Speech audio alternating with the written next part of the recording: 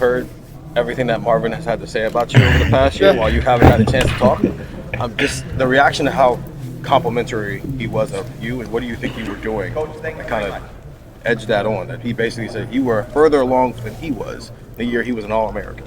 Oh, it helped me build my confidence a lot. It let me know that I was on the right path, doing the right things, and I had a head start where he was at. And then his sophomore year, he had a great year. So hopefully I can go top that, be as good as that. So it definitely built confidence in me.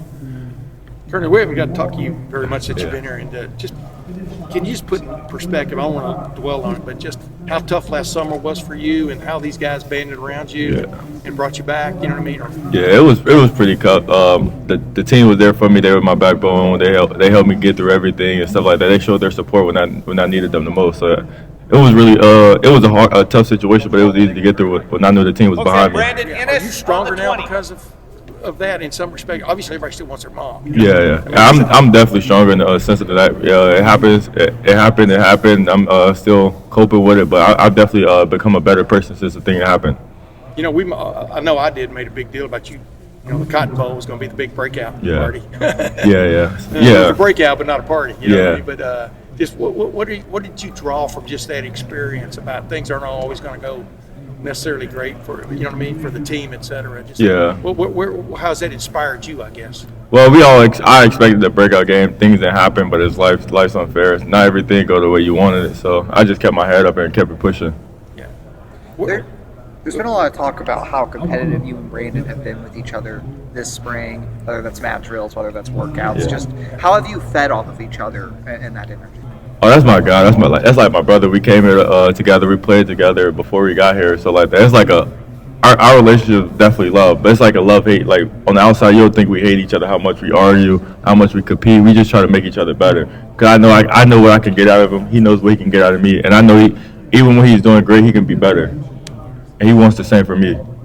What is that sense right now? Obviously, last year you're coming in, if you got to play some, it's going to be cool, but now I would think there's a sense of urgency. You got to play, right? Yeah. I mean, how has that changed for you?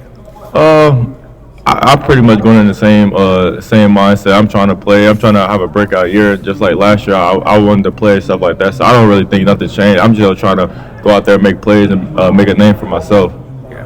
I guess it's more of you were going to be this bonus if you were, you know, and now it's like they're leaning on you, right? Yeah. I mean, can you sense that? Yeah. I can definitely sense that. Like during practice, the coach is telling me we're gonna need you. We need you to make the play. We're gonna need some energy out of you. So like that, I could definitely sense me having a bigger role this season. What areas of your game are you focused on this offseason? It's probably top of the road, little things like that, getting out of my break faster. I've gotten bigger, I got stronger since last season, stuff like that. So just cleaning up the little things that matter the most. Coach Hartline was saying you were somebody who has versatility to play a little outside, play a little inside. Are you doing sort of both of those? Oh, yeah, I'm definitely playing inside and outside. Like last year when Mecca went down, they played me in the slot a little stuff like that. So I'm definitely versatile. I can play both wherever they need me. And then we still have some formations where I go in the slot, and then I play outside too. What's the main when you have to make those adjustments? What's that like? It's not really a big thing. The only thing is about from outside is you probably got a bigger corner, and the only thing out there is the sideline. Where the slot, you got more room to work. You got two-way goes all the time. What's it like to have Bryson back in the fold? He was in the portal for a minute, and he's back. What do you see from him, and what's it like to just have him back here with the group? Yeah, I supported him, his decision. He wanted to leave and stuff like that. I always tried to get him back, but at the end of the day, I wanted him to make a decision best for him and his family and stuff like that. But having him back around, it's been a blessing. Like, we hang out more, and then we're also here all the time. We come back later, get on the jugs, watch film together. So that's my guy. It's definitely great to have him around. He can make an impact this year on offense, definitely. What stands out the most about him as a receiver? He just B-Rock can slide, like fast, super fast, twitchy. He can change direction super quick. He probably can change direction the fastest in the room right now. Super twitchy and quick. What is it like to be in that room, Carnell? I mean, this is a lot of people think it's maybe as good a wide receiver room as there is in the country. Do you feel like you're talented and gifted class in high school, but everybody's, you know what I mean? What is it like to be in that room? Oh, it's definitely a blessing to be in the room. Everyone's good in our room. Like, we have top talent from all over the place. Everybody was top coming out. So, like, in our room, we try to be like the leader in the room because we know our room's like the best in the country. So if you're the best in our room, then you're like the part of the 1% around the country. So and everyone's competing. So like we know if you're the dog in our room, you're top dog all around. Yeah, but are y'all always trading tips with each other about how did Oh this, yeah, yeah, definitely. how does that work? Yeah, we're definitely always trading tips like that and stuff like my guys in my class when I was like the only one that played the most in my class, but they were still behind me. They were still supporting me. They were still looking for me to make plays and go out there. They were supporting me and they let me know that they were behind me and wanted to see me win. Coach Harline was talking like he's getting a kick out of watching this receiver group and this cornerback group and how kind of chippy it's getting sometimes, the chirping that's going on back and forth. What are practices like when you guys go head to head? It's definitely more chippier than this last year because we got more receivers that's willing to talk, go out there and show the DBs what we got going on, because usually it's the defense that's talking. So now the offensive receivers are talking too. We're bringing it back with them. So it's definitely been great and chippy. Has that been encouraged? Oh yeah, that's definitely been encouraged. But then it's just like some people, it's within and some people. So like me and Brandon, we like chippy all over. It's just like in us. Yeah. So it'll show definitely.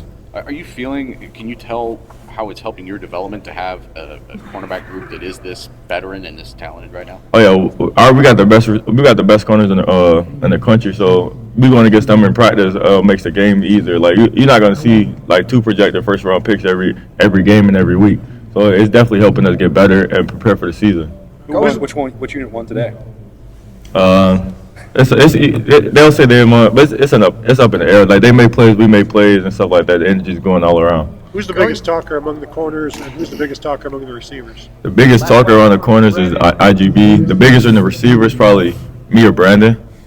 Why? I see you just said it's just in you. Do those corners bring that more out in you? Yeah, the corners definitely get the best of us. Like they'll talk, and then it leads you to talking because you don't want to be just silent. When you go out there and make a play, you're gonna let them feel it, and then the defensive players always talk. They're just in it. That's just how they ride.